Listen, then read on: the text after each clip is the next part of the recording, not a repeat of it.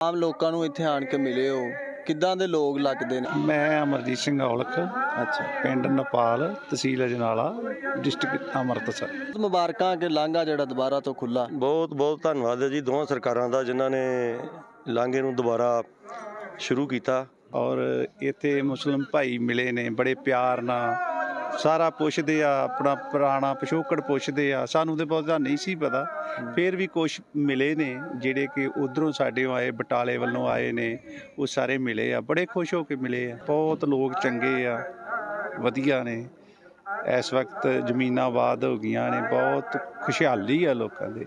ਸੁਣਨ 'ਚ ਆਉਂਦਾ ਹੈ ਕਿ ਉਧਰ ਦੇ ਜਿਹੜੇ ਲੋਕ ਨੇ ਉਹ ਕਹਿੰਦੇ ਨੇ ਕਿ ਬੰਦਾ ਇੱਕ ਵਾਰੀ ਪਾਕਿਸਤਾਨ ਚਲੇ ਜੇ ਤੇ ਉਹਦਾ ਕਿਸੇ ਹੋਰ ਮੁਲਕ ਦਾ ਵੀਜ਼ਾ ਨਹੀਂ ਲੱਗਦਾ।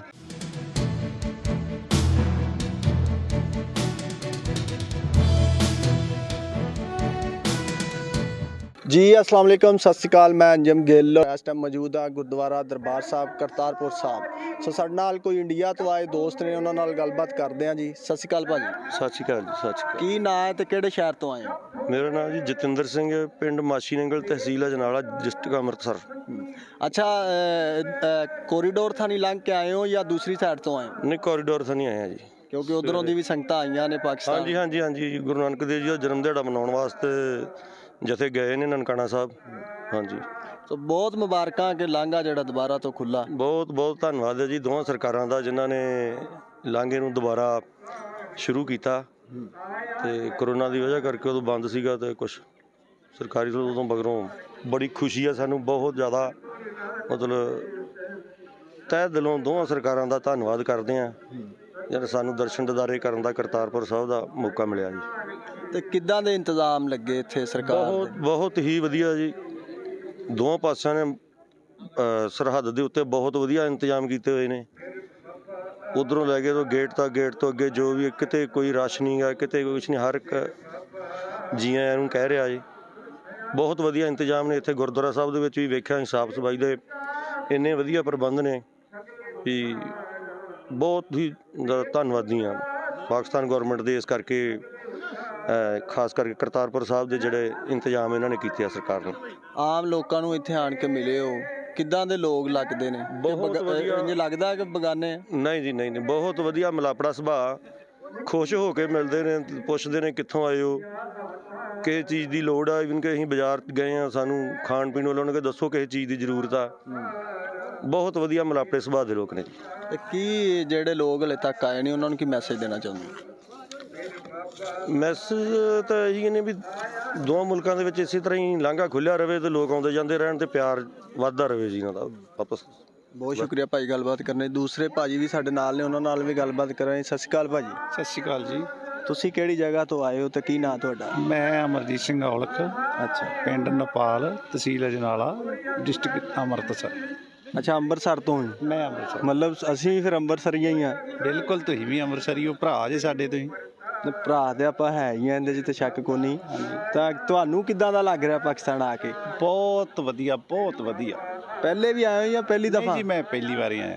ਅੱਛਾ, ਪਹਿਲੀ ਵਾਰ ਆਏ ਹੋ। ਮੈਂ ਇੱਥੋਂ ਦੇ ਗੁਰਦੁਆਰਾ ਸਾਹਿਬ ਦੇ ਪ੍ਰਬੰਧ ਵੇਖ ਕੇ ਪ੍ਰਬੰਧਕ ਕਮੇਟੀ ਨੂੰ ਵੀ ਵਧਾਈ ਦਿੰਦਾ ਆ ਕਿ ਜਿਨ੍ਹਾਂ ਨੇ ਬਹੁਤ ਸਾਫ਼ ਸਫਾਈ ਤੇ ਬਹੁਤ ਤਗੜਾ ਪ੍ਰਬੰਧ ਕੀਤਾ। ਲੰਗਰ ਦਾ ਪ੍ਰਬੰਧ ਬੜਾ ਸੋਹਣਾ ਆ, ਲੰਗਰ ਛਕ ਕੇ ਆਏ ਆ। ਔਰ ਇੱਥੇ ਮੁਸਲਿਮ ਭਾਈ ਮਿਲੇ ਨੇ, ਬੜੇ ਪਿਆਰ ਨਾਲ ਸਾਰਾ ਪੁੱਛਦੇ ਆ, ਆਪਣਾ ਪੁਰਾਣਾ ਪਿਛੋਕੜ ਪੁੱਛਦੇ ਆ। ਸਾਨੂੰ ਤਾਂ ਬਹੁਤਾ ਨਹੀਂ ਸੀ ਪਤਾ, ਫਿਰ ਵੀ ਕੁਛ ਮਿਲੇ ਨੇ ਜਿਹੜੇ ਕਿ ਉੱਧਰੋਂ ਸਾਡੇ ਆਏ, ਬਟਾਲੇ ਵੱਲੋਂ ਆਏ ਨੇ, ਉਹ ਸਾਰੇ ਮਿਲੇ ਆ, ਬੜੇ ਖੁਸ਼ ਹੋ ਕੇ ਮਿਲੇ ਆ। ਅਸੀਂ ਵੀ ਉਧਰੋਂ ਹੀ ਆਏ ਆ। ਸਾਡਾ ਪਿੰਡ ਵੀ ਭੁੱਚਰ ਹੈ ਉਧਰਲੀ ਸਾਈਡ ਤੇ ਅਸੀਂ ਵੀ ਪੁੱਛਦੇ ਆ ਕਿ ਉਧਰ ਦਾ ਕੀ ਹਾਲ ਹੈ। ਭੁੱਚਰ ਦਾ ਬਹੁਤ ਆ, ਬਾਬੇ ਬੁੱਢੇ ਸਾਹਿਬ ਦੇ ਨਗਰੀ ਦੇ ਨਾਲ ਹੀ ਭੁੱਚਰ ਪਿੰਡ ਆ, ਝਬਾਲ ਦੇ ਲਾਗੇ। ਬਹੁਤ ਵਧੀਆ, ਬਹੁਤ ਚੰਗਾ, ਬਹੁਤ ਲੋਕ ਚੰਗੇ ਆ, ਵਧੀਆ ਨੇ। ਇਸ ਵਕਤ ਜ਼ਮੀਨਾਂ ਆਬਾਦ ਹੋ ਗਈਆਂ ਨੇ, ਬਹੁਤ ਖੁਸ਼ਹਾਲੀ ਆ ਲੋਕਾਂ ਦੇ। ਇੱਥੇ ਵੀ ਆ ਕੇ ਅਸੀਂ ਦੇਖ ਰਹੇ ਹਾਂ, ਬਹੁਤ ਵਧੀਆ ਲੱਗਿਆ। ਇੱਥੇ ਵੀ ਲੱਗ ਰਿਹਾ ਕਿ ਖੁਸ਼ਹਾਲੀ ਹਰ ਪਾਸੇ ਉਦਾਂ ਹੀ ਨੇ। ਬਹੁਤ ਬਹੁਤ ਜੀ, ਬਹੁਤ ਖੁਸ਼ਹਾਲੀ ਆ। ਵੇਖ ਕੇ ਸੁੰਦਰਤਾ ਗੁਰਦੁਆਰੇ ਸਾਹਿਬ ਦੀ, ਪਾਰਕਾਂ ਦੀ, ਆ ਸਾਰਾ ਵੇਖਿਆ ਹੈ, ਬਾਜ਼ਾਰ ਵੇਖਿਆ ਹੈ, ਬਹੁਤ ਸੋਹਣਾ ਲੱਗਿਆ। ਤੇ ਜਿਹੜਾ ਲਾਂਘਾ ਖੁੱਲਾ ਹੈ, ਇਹਦਾ ਸਿਹਰਾ ਕਿੰਨੇ ਸਿਰ ਹੈ? ਅਸੀਂ ਤੇ ਜੀ ਇਹ ਤੁਹਾਨੂੰ ਤੁਹਾਡਾ ਇਮਰਾਨ ਖਾਨ ਜੀ ਨੇ, ਜਿਹੜੇ ਤੁਹਾਡੇ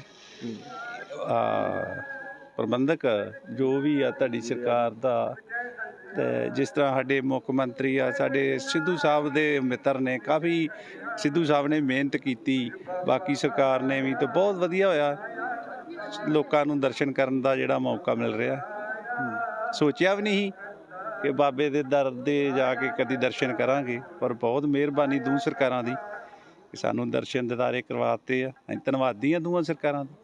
ਤੇ ਸੁਣਨ 'ਚ ਆਉਂਦਾ ਹੈ ਕਿ ਉਧਰ ਦੇ ਜਿਹੜੇ ਲੋਕ ਨੇ ਉਹ ਕਹਿੰਦੇ ਨੇ ਕਿ ਬੰਦਾ ਇੱਕ ਵਾਰੀ ਪਾਕਿਸਤਾਨ ਚਲੇ ਜੇ ਤੇ ਉਹਦਾ ਕਿਸੇ ਹੋਰ ਮੁਲਕ ਦਾ ਵੀਜ਼ਾ ਨਹੀਂ ਲੱਗਦਾ, ਤੇ ਇਹ ਕਿਸੇ ਲਾਅ 'ਚ ਤੇ ਲਿਖਿਆ ਨਹੀਂਗਾ। ਇਸ ਤਰ੍ਹਾਂ ਦਾ ਲੋਕ ਕਿਉਂ ਸੋਚਦੇ ਨੇ? ਨਹੀਂ, ਇਹ ਤਾਂ ਆਪਣੀ ਆਪਣੀ ਸੋਚ ਆ। ਅਸੀਂ ਆਏ ਆ, ਕੋਈ ਉਹ ਤੇ ਇੱਕ ਆਇਡੈਂਟੀਫਿਕੇਸ਼ਨ ਜਿਹੜੀ ਆ, ਜਦੋਂ ਇੰਟਰਨੈਸ਼ਨਲ ਬਾਰਡਰ ਲੰਘਣਾ ਉਹਨਾਂ ਵੇਖਣੀ ਆ, ਕੋਈ ਸਟੈਂਪ ਨਹੀਂ ਲੱਗਦੀ। ਮੈਂ ਤਾਂ ਹਰ ਇੱਕ ਨੂੰ ਇਹ ਕਹੂੰਗਾ ਵੀ ਬਿਲਕੁਲ ਇਹ ਮਨ ਚੋਂ ਭੁਲੇਖਾ ਕੱਢ ਦਿਓ।